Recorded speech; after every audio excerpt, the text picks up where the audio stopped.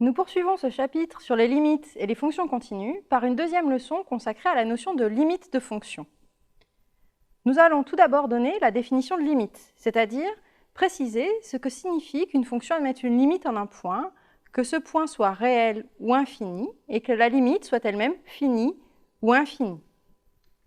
Nous verrons ensuite les propriétés importantes sur les limites, par exemple comment additionner ou multiplier des limites. Ceci nous fournira des méthodes de calcul.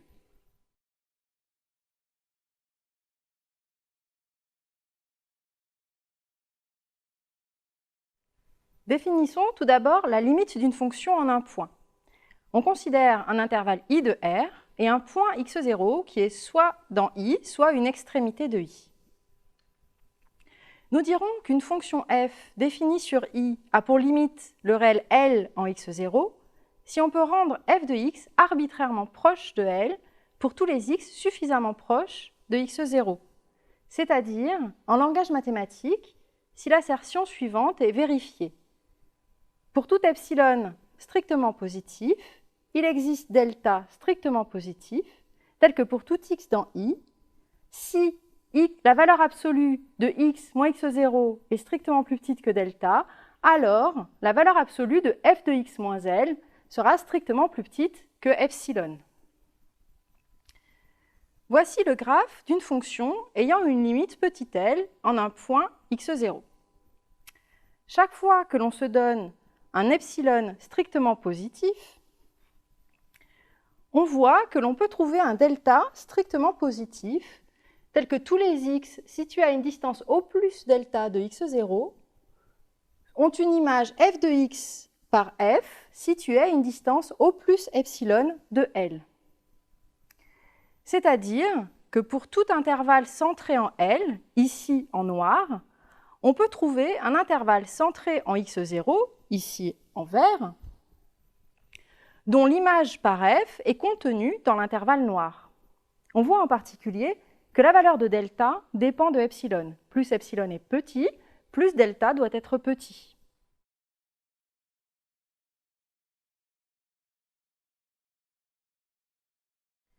Revenons sur la définition d'une limite finie en un point.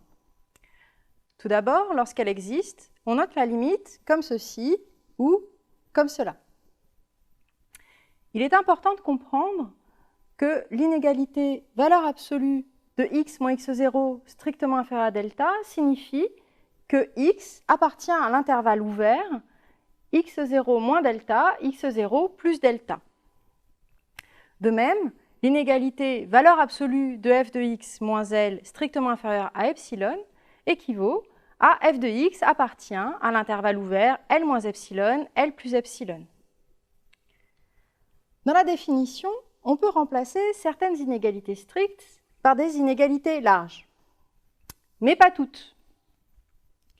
N'oubliez pas que l'ordre des quantificateurs est important. Dans la définition, on ne peut pas échanger le pour tout epsilon avec le il existe delta. Comme on l'a vu, delta dépend en général de epsilon.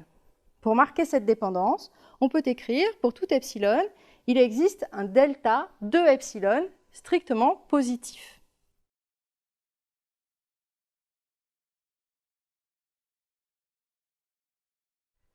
Voyons quelques exemples. La fonction racine de x admet une limite en tout point x0 positif, qui vaut bien sûr racine de x0, comme on le voit sur son graphe. La fonction partie entière, elle, n'a pas de limite au point x0 qui sont des entiers. Ceci se traduit sur son graphe par un saut au point x0.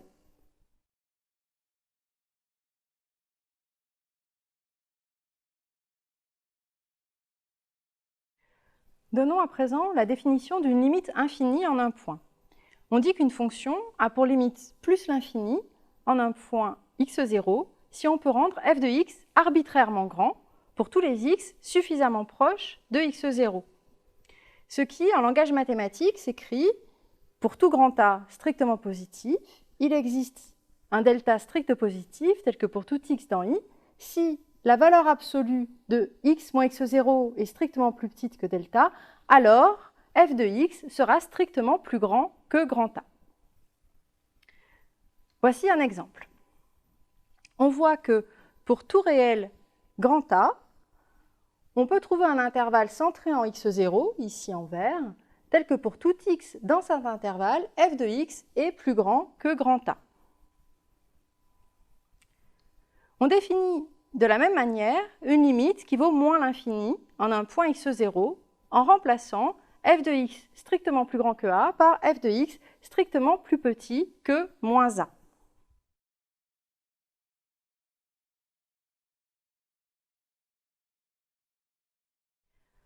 On va à présent définir une limite non plus en un point réel x0, mais en plus l'infini. On considère pour cela une fonction définie sur un intervalle du type a plus l'infini.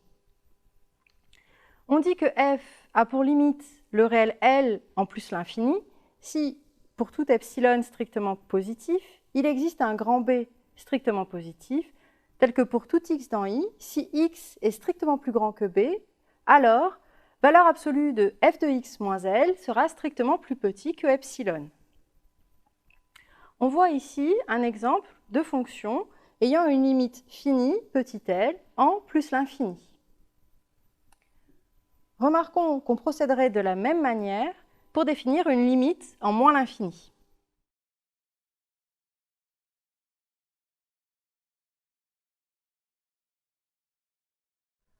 On dit de même que f a pour limite plus l'infini en plus l'infini si on peut rendre f de x arbitrairement grand pour tous les x suffisamment grands. Voici à présent quelques exemples très classiques de limites en l'infini. X puissance n tend vers plus l'infini en plus l'infini. Par contre, sa limite en moins l'infini dépend de la parité de n. Plus l'infini si n est pair, moins l'infini si non. Son inverse, 1 sur x puissance n, tend vers 0 en plus l'infini et en moins l'infini.